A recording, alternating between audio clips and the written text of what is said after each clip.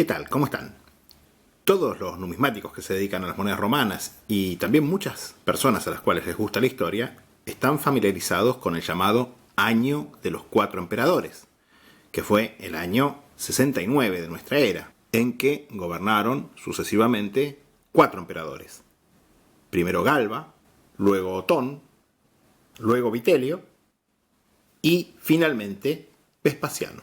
Este fenómeno se dio en el marco de las guerras civiles que precedieron y siguieron a la caída de Nerón. Sin embargo, no muchos saben que 169 años más tarde, en el año 238, gobernaron en un solo año 6 emperadores, es decir, Augustos, y además 2 Césares, es decir, el año de los 6 emperadores, o en total de los 8 gobernantes, en el lapso de solo un año. Esto marca un récord histórico absoluto, y las monedas, como siempre cuando se trata de la historia antigua, son una de nuestras principales fuentes para este periodo y para este hecho en concreto. Así que acompáñenme y voy a contarles un poco la historia y sobre todo la historia monetaria y la numismática de esta crisis que quizás sea la más notable de toda la historia política de la antigua Roma, no solo por su intensidad, sino al mismo tiempo por su duración fugaz.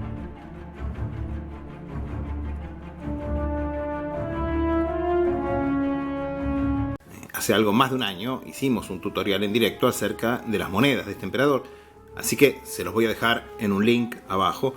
Y en ese tutorial yo les conté un poco sobre su historia, así que no me voy a detener demasiado en esos detalles acá. Solamente les voy a decir que este militar, hijo de padre Godo y madre Alana, era muy impopular, especialmente entre la nobleza o la gente del llamado orden senatorial, no solamente por su origen, como les digo, bárbaro, sino también por su actitud despótica, al punto que le habían puesto motes.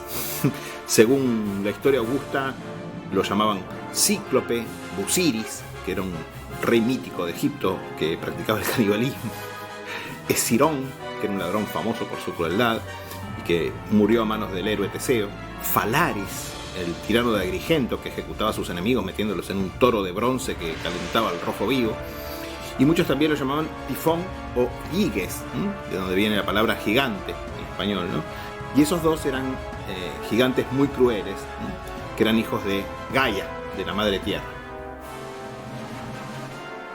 Y es que, según nos cuenta esta fuente, su estatura era de 8 pies y un dígito, es decir, 2,40 metros. Imagínense lo que era eso en la antigua Roma, el mundo antiguo en general, y la antigua Roma, en que la estatura promedio era 1,60 metros, 1,65 metros, nada más. Según la misma fuente, este gigante era capaz de tomarse un ánfora capitolina de vino, que equivalía a más de 26 litros, y de comerse 40 o incluso, según otros, 60 libras de carne, es decir, unos 20 kilos, y luchar mano a mano con una centuria de soldados, derrotándolos a todos de a 5, de a 7 o incluso de a 15 juntos. Y cuando se ejercitaba, dice la historia augusta, que solía recoger su sudor en una jarra y llegaba a reunir 2 o 3 hectáreos, es decir, 1,5 litros de sudor. Y fíjense que, según algunos médicos que estudiaron sus retratos, especialmente en las monedas, Maximino padecería de acromegalia, que es una enfermedad derivada de un exceso de producción por parte de la hipófisis de hormonas de crecimiento. Además de monedas en su propio nombre, como las que estamos viendo ahora, durante su reinado se acuñaron también monedas a nombre de su hijo Máximo, que desde el año 236 había sido elevado al rango de César, es decir, de heredero de su padre, y también de su esposa Paulina, su difunta esposa Paulina, porque fíjense que cuando Maximino era emperador, evidentemente Paulina ya había muerto. De hecho, las acuñaciones a nombre de Paulina lo son a nombre de Diva Paulina, es decir, son acuñaciones conmemorativas de su divinización. Y es notable el hecho de que este gigante cruel, que era Maximino, que no dudó en saquear las ofrendas de los templos, en exprimir con impuestos a la población e incluso de confiscar la propiedad de muchos de los ciudadanos, guardaba un recuerdo muy cariñoso de su esposa. Y tanto las noticias que tenemos a través de las fuentes literarias como las monedas dan testimonio de esto, porque la historia augusta nos cuenta que Maximino usaba como anillo la pulsera de su esposa Paulina, de su difunta esposa, básicamente. Y esto no solamente nos habla del tamaño gigantesco de Maximino, sino también que probablemente sea un testimonio, yo siempre digo verídico, porque los hombres muy altos les suelen gustar las chicas menuditas. Y también es un testimonio del afecto que guardó siempre Maximino para con su difunta esposa. Es decir, un tirano brutal, cruel, grotesco, pero al mismo tiempo tenía su faz tierna. Pero más allá de este aspecto tierno, digamos, del tirano, dicen que la gente en Roma hacía ofrendas a los dioses para que el emperador nunca pisara la capital. Y esto se cumplió, ya que Maximino pasó todo su reinado guerreando en Germania contra sus hermanos de raza, los bárbaros. A comienzos del año 238 surgió una rebelión popular en Cartago. Esta rebelión fue protagonizada por los hijos de los terratenientes locales, que estaban ya cansados de las exacciones de un procurador que había sido enviado por Maximino para recaudar, digamos, impuestos extraordinarios, obviamente siempre con el fin de financiar las campañas del emperador en Germania. Bueno, este procurador fue asesinado junto con toda su guardia por los jóvenes cartagineses. Pasado el momento de furia, los chicos eligieron la huida hacia adelante y se dirigieron a lo que era la finca del procónsul, es decir, del gobernador senatorial de África, que era un anciano llamado Gordiano. Esta finca estaba ubicada en Sidro, quizá este nombre no les diga mucho, pero es lo que modernamente se llama el Chem, donde está el famosísimo anfiteatro romano, uno de los mejores conservados del mundo. Según Herodiano, que en mi opinión es el historiador más confiable de este periodo, le dieron a elegir al anciano Gordiano entre la púrpura, es decir, el mando imperial, es decir, proclamarlo emperador, o matarlo en el acto. Gordiano aceptó el cargo, se trasladó a Cartago, la capital, hizo coemperador a su hijo del mismo nombre, también llamado Gordiano, y se puso, digamos, a organizar un poco la revuelta, o su gobierno, como quieran verlo. Escribió cartas al Senado y también a muchos ciudadanos importantes de Roma, solicitándoles apoyo, y en Roma, el Senado se proclamó de inmediato a favor de los nuevos emperadores. Al jefe de la Guardia Pretoriana, que había quedado en Roma, Vitaliano, que era un fanático de Maximino, lo asesinaron y luego se cursaron cartas notificando a las principales ciudades del cambio de gobierno. La Ceca de Roma, en ese momento, deja de acuñar moneda a nombre de Maximino y pasa a hacerlo, obviamente, a nombre de los gordianos africanos, asignando 3 de sus 6 oficinas, en que era operativa en total en ese momento la Ceca de Roma, a cada uno de los emperadores, es decir, 3 y 3. Así, en este brevísimo reinado, a comienzos del año 238, se van a acuñar aurios de oro, denarios de plata y sestercios de bronce. Si bien la única moneda de oro superviviente de este brevísimo reinado es un aureo único a nombre de Gordiano I. Este aureo fue descubierto en Boulogne-sur-Mer, en Francia, en el norte de Francia, a mediados del siglo XIX, y había sido, fíjense, de la colección del conde Ponton d'Amecourt, a quien, por cierto, mencionamos y comentamos bastante extensamente en nuestra clase sobre los merovingios, uno de los primeros videos de este canal, hasta la muerte de este gran numismático, momento en que fue adquirido, junto con muchas otras monedas, especialmente las monedas de oro de esta colección, por el Estado francés para, obviamente, la gran colección numismática de la Biblioteca Nacional de París, donde todavía se conserva. En sus monedas, los gordianos africanos solamente pueden distinguirse por su retrato, ya que el padre, a pesar de que era bastante mayor, obviamente, que el hijo, conservaba, sin embargo, su cabellera. Pueden verlo. Mientras que el hijo tiene una entrada, digamos, importante. También pueden distinguirse por los reversos, ya que la asignación de oficinas era bastante estricta para la plata, aunque, cosa notable, no tanto para el bronce, donde yo les diría que es casi tan frecuente encontrar reversos propios del padre emparejados con cuños de anverso del hijo y también viceversa. Otra característica única es que las monedas incluyen en la titulatura el cognomen Africanus, tanto para el padre como para el hijo. Ya les dije que las monedas a partir de la titulatura no pueden distinguirse porque tienen exactamente el mismo nombre. La titulatura es la misma. Imp caes m ant gordianus afro aug, omitiendo caes en las monedas, en los denarios de plata. No así en el aureo único que se conserva y en las monedas de bronce. Suponemos que si había un aureo a nombre de Gordiano II, tenía también la misma titulatura con la palabra caes. Este cognomen, o podríamos decir incluso agnomen, africanus, no se encuentra en las monedas del nieto y sobrino, respectivamente, de Gordiano I y II, es decir, Gordiano III, que son muchísimo más comunes. De hecho, son las monedas prácticamente más comunes de este periodo. Sin embargo, fíjense que no es raro encontrar, obviamente, monedas de Gordiano III, en las cuales la inscripción y también a veces un poco el retrato han sido retocados a buril por algún falsario, es decir, monedas adulteradas, para obviamente pasarlas por las muchísimo más raras monedas de Gordiano I y Gordiano II.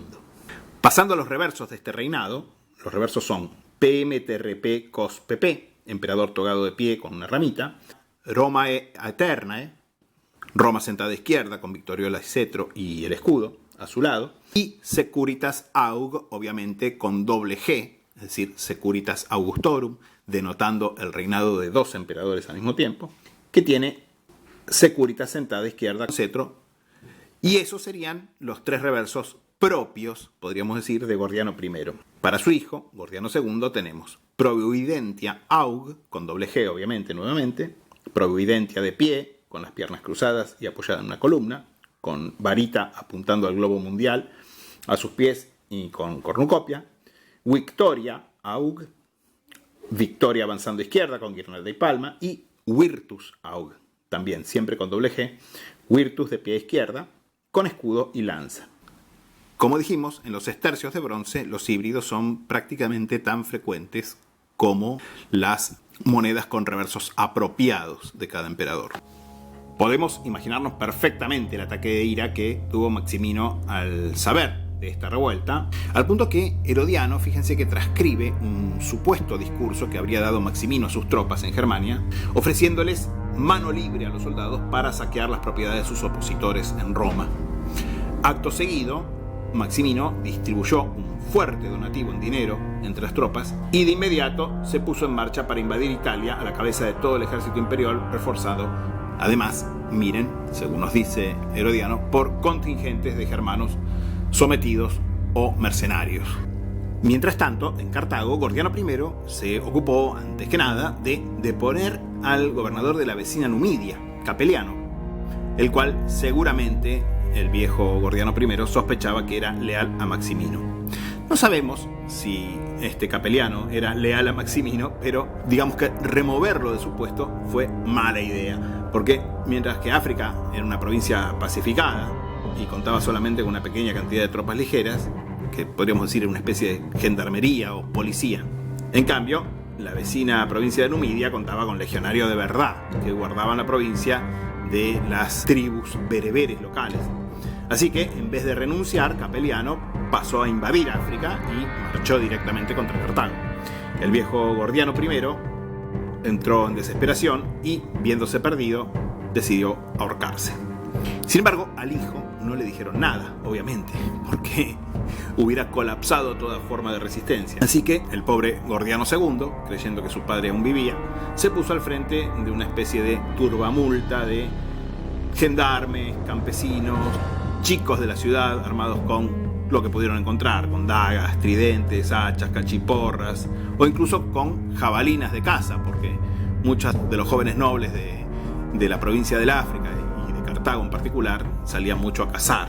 Obviamente, bueno, esta turbamulta fue fácilmente masacrada por los legionarios profesionales de Capeliano, incluyendo también al pobre y fugaz emperador Gordiano II que los comandaba, cuyo cuerpo, nos cuenta Herodiano, nunca pudo ser encontrado después de la refriega. Así terminó el reinado de los Gordianos I y II, africanos, que duró apenas 22 días. Según el consenso más general, esos días habrían sido del 1 al 22 de abril. Según la cronología revisada, en virtud de los últimos hallazgos que comentamos también en un video que voy a dejar en link, Esto habría sido más bien hacia febrero. Cuando la noticia de la muerte de los gordianos llegó a Roma, cosa que debió ser muy poquito después, si tenemos en cuenta que Catón el Censor contaba que la fruta llegaba fresca desde Cartago, obviamente aunque cundió el pánico, la desesperación y el desánimo, los senadores sabían perfectamente que no había marcha atrás. Entonces, en lugar de reunirse en el Senado, lo hicieron en secreto, a puertas cerradas, en el templo de Júpiter Capitolino, para elegir a 2 nuevos emperadores de entre sus miembros. De modo que, como en los tiempos de la República, el poder estuviera equilibrado. La elección recayó en Décimo Celio Calvino Balbino, que era de una familia originaria de Itálica. Había sido cónsul en el año 213 y él quedó a cargo, digamos, de la parte civil del gobierno. Y, por otro lado, eligieron a Marco Clodio Pupieno Máximo, que era nativo de Volterra, en Etruria, y que había sido, entre otros altos cargos, también cónsul, procónsul de Asia en el año 234 y prefecto del Pretorio, y que quedó a cargo, por su parte, de organizar la defensa militar contra Maximino. Esta elección no contó con el apoyo popular, de las clases populares, podríamos decir, y por eso una turbamulta se reunió a las puertas del templo. Rechazaban sobre todo a Pupieno, porque había sido un personaje muy de mano dura cuando había sido prefecto urbano, intendente de Roma. Además, exigían que algún miembro de la familia de los Gordianos fuera también elevado al trono. Finalmente, se llegó a una solución de compromiso, nombrando al pequeño Marco Antonio Gordiano, de 13 años, que era hijo de Mesia Faustina, la hija de Gordiano I, como César, es decir, como heredero de Balbino y Pupieno. La Ceca de Roma pasa a acuñar ahora, para los nuevos emperadores, Balbino y Pupieno, pero además, en una primera emisión, podríamos decir, especial o conmemorativa del ascenso al trono, también va a incluir monedas a nombre del joven Gordiano III César. En las emisiones ordinarias siguientes, nuevamente va a haber una asignación de oficinas en 3 y 3. 3 oficinas para Balbino, 3 oficinas para Pupieno, del total de 6 oficinas en las que estaba operativa la Ceca de Roma en esta época. La primera serie de monedas de este reinado, acuñada probablemente entre febrero y marzo del año 238, consta de aurios de oro, denarios y quinarios de plata, sestercios y dupondios, en principio de oro y calco, y haces de bronce. En total son 7 reversos ordinarios y un par de reversos especiales para Balbino y Pupieno, sumando además las monedas que son todas especiales a nombre de Gordiano III César. Los reversos son, para Balbino, PMTRP COS 2 PP, genio del Senado de pie izquierda, Jovi Conservatori, Júpiter de pie izquierda, junto con, probablemente en la misma oficina, Providentia Deorum, Providentia de pie izquierda, con la varita sobre el orbe mundial y cornucopia, que es el sestercio que pueden ver aquí. Y Victoria Aug, con doble G, es decir, Victoria Augustorum, Victoria de pie, con la cabeza a izquierda. Los reversos propios de Pupieno son PMTRP COS 2 PP, con Felicitas de pie izquierda, con caduceo y cetro largo, Concordia Aug con doble G, Concordia sentada a izquierda, y Pax Publica, Pax sentada a izquierda también con la ramita, bueno, con los atributos usuales. Aunque esta es la asignación propia de oficinas, también, como pasaba en el reinado anterior, existen híbridos, sobre todo en los sestercios, pero ahora también no son raros los híbridos en los denarios. Los reversos especiales, comunes a ambos emperadores, son el votivo Votis Decenalibus en una laurea, típico del inicio de todos los reinados de esta época, y Liberalitas Augustorum, con la liberalidad de pie, con sestercios que, en el caso de la misión de liberalidad, incluyen también la clásica escena de liberalidad, con los emperadores y el César en una plataforma, asistidos por la diosa Liberalitas, haciendo la entrega de los dones de la liberalidad. Tal como sucedía con las acuñaciones del reinado anterior de Gordiano I y II, las monedas de plata, denarios y quinarios, llevan titulatura breve, en este caso con C, en lugar de la abreviatura KS, que es lo que encontramos en oro y bronce. Este hecho, fíjense que es clave porque las dos únicas monedas de oro conocidas de este reinado, que se han conservado hasta ahora, son áureos a nombre de Balbino. Y tal como pasaba también en el reinado anterior, las monedas de oro tienen la titulatura larga. Pero fíjense que en el British Museum existe una copia sulfúrica de un áureo auténtico de Pupieno, que alguna vez alguien llevó al museo, probablemente para autenticarlo o simplemente se conoció que existía y se hizo una copia para el museo. Y sabemos que era auténtico justamente porque tiene la titulatura larga. Becker, por ejemplo, el gran falsificador alemán de los años 1820, hizo un áureo falso de Pupieno, como hizo áureos falsos de prácticamente todos los emperadores raros, pero se basó en el denario. Es decir, la falsificación de Becker tiene titulatura breve, porque nunca conoció un áureo de verdad. Además de las monedas de denominaciones normales, se conoce un único medallón bimetálico, como suelen ser los medallones de esta época, de unos 50,15 gramos, y este, en cambio, es a nombre de Pupieno, pero seguramente también debió existir uno similar a nombre de Balbino. Y este medallón integra la emisión especial, la serie de Liberalidad, y tiene la escena de Liberalitas. Otra cosa notable es que para Pupieno, además de la titulatura larga normal, existe una titulatura temprana que omite el cognomen Maximus y otra posterior que lo incluye, que solamente aparece en bronces y antoninianos, porque básicamente son esas las monedas que se acuñan en el segundo periodo, en lo que el catálogo del British Museum llama la segunda emisión. Finalmente, al primer periodo, a la primera serie, y concretamente, sin duda, a la emisión especial conmemorativa, pertenecen también las monedas acuñadas a nombre del pequeño Gordiano César, que incluyen denarios y sestercios.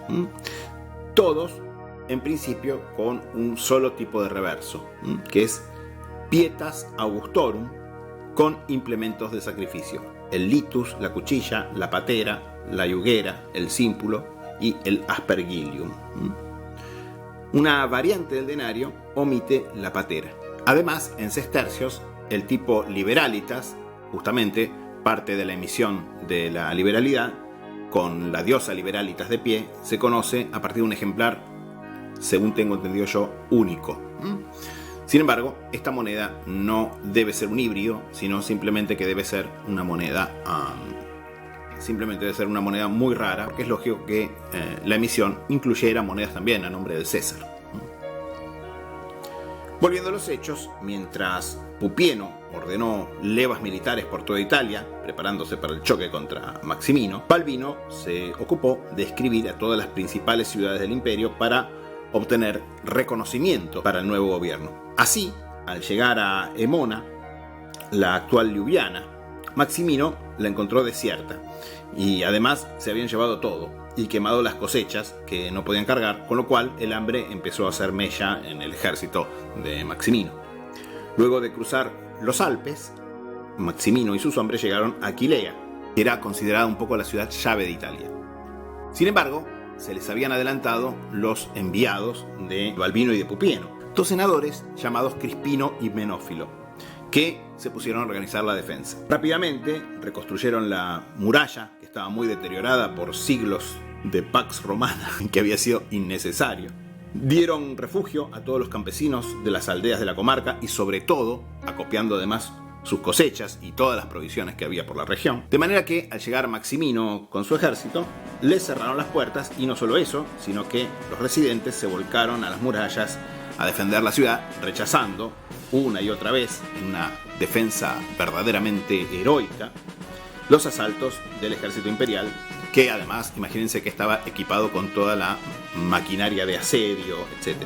Cuando los soldados lograban escalar la muralla, cuenta Herodiano, los tenaces defensores de Aquilea los bañaban en una mezcla incendiaria de aceite, pez y asfalto, calcinándolos vivos a ellos y quemando sus máquinas de asedio. La tenacidad de la defensa de Aquilea convenció a los soldados cada vez más de que todo el pueblo romano se había alzado contra el emperador y al mismo tiempo la falta de provisiones, comida, agua, iban quebrantando su voluntad. La única agua disponible, que era la del río cercano, ya estaba muy contaminada por la podredumbre de los cadáveres que los de Aquilea, al no poder enterrar ni a propios ni ajenos, tiraban en el río. Así las cosas, luego de varios días de asedio infructuoso, un mediodía, un piquete de soldados se presentó ante la tienda de Maximino y comenzaron a arrancar su retrato y el de su hijo de sus estandartes militares, y cuando él salió a darles una reprimenda, directamente lo asesinaron. En este grabado, en cambio, lo están como matando en su cama. Lo asesinaron a él, junto con su hijo Máximo, además, que según la historia augusta era muy diferente de su padre, era bueno, era de carácter amable, apacible. Y mataron también al otro prefecto del pretorio que acompañaba a Maximino. Luego colocaron sus cabezas cortadas en unas picas y se presentaron ante las puertas de Aquilea pidiendo que les abran y obviamente que les den comida y agua. Y ese fue el fin de Maximino el Tracio y su hijo, el César Máximo. Volviendo a la Ceca de Roma, la segunda emisión está compuesta en plata solo de antoninianos. También debieron incluir monedas de bronce. Sin embargo, fíjense que solamente se pueden distinguir las de Pupieno, que tienen una segunda variedad de titulatura. Las de Balbino serían en principio idénticas. Bueno, el antoniniano era una denominación que fue introducida y abolida varias veces. Era una denominación odiosa para la gente porque tenía un valor de 2 denarios, pero un contenido de plata de 1,5 denarios. Pero obviamente que en tiempos de guerra siempre se la volvía a poner, y en las circunstancias bastante complicadas en las que estaba el gobierno de Balbino y Pupieno en sus orígenes, bueno, obviamente fue necesario reintroducirla. Lo cierto es que con esta reintroducción del antoniniano por parte de Balbino y Pupieno, el antoniniano se va a convertir al poco tiempo en la principal moneda circulante, reemplazando incluso al denario, y de hecho en un par de décadas se va a convertir en la única moneda circulante prácticamente en el Imperio Romano. Los antoninianos del reinado de Balbino y Pupieno todos tienen el mismo tipo de reverso, que es la dextrarum iunctio, el apretón de manos, pero cada una de las 6 oficinas de la Ceca de Roma está representada por una leyenda diferente. En el caso de Balbino, Concordia aug, Fides mutua aug, Pietas mutua aug, siempre con doble G, y en el caso de Pupieno, Amor mutus aug, Caritas mutua aug y Patres senatus. Ya dijimos que existe una titulatura con el cognomen Maximus, y los antoninianos de Pupieno existen con ambas titulaturas. Y algunos bronces también. Las leyendas de reverso de los antoninianos, que constituyen la última serie de este reinado conjunto, parecen hacer especial hincapié en la mutua fidelidad, piedad, amor y caridad de ambos emperadores, lo que da pie a la noticia, tanto por parte de Herodiano como de la historia augusta, de que, luego de la victoria contra Maximino, las tensiones entre ambos colegas emperadores, Balbino y Pupieno, fueron en aumentos, y ambas fuentes coinciden también en que esta creciente rivalidad fue aprovechada por parte de los pretorianos, muchos de los cuales, además, fíjense, esto no lo dije, habían sido masacrados cuando Balbino y Pupieno fueron proclamados por los seguidores de los nuevos emperadores.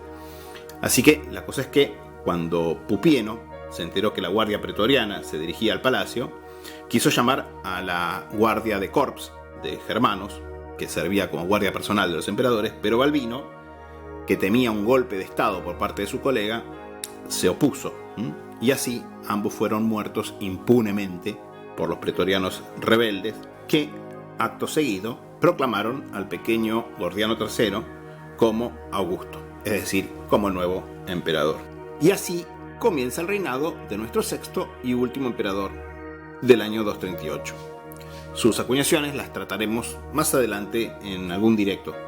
A diferencia de la historia augusta, cuyo autor elogia mucho a Gordiano III, Herodiano tiene una visión muy negativa, no solo de la muerte de Balbino y Pupieno, que los considera muy buenos emperadores, sino de la proclamación de un emperador niño. Y la escena final, con los pretorianos llevándose en andas a su cuartel para protegerlo al pequeño Gordiano III, luego de haberlo proclamado, que cierra su libro octavo, el libro octavo de su historia, y cierra también su relato de estos hechos y cierra de hecho su obra, porque es el último hecho que Herodiano relata, tiene obviamente tintes muy sombríos.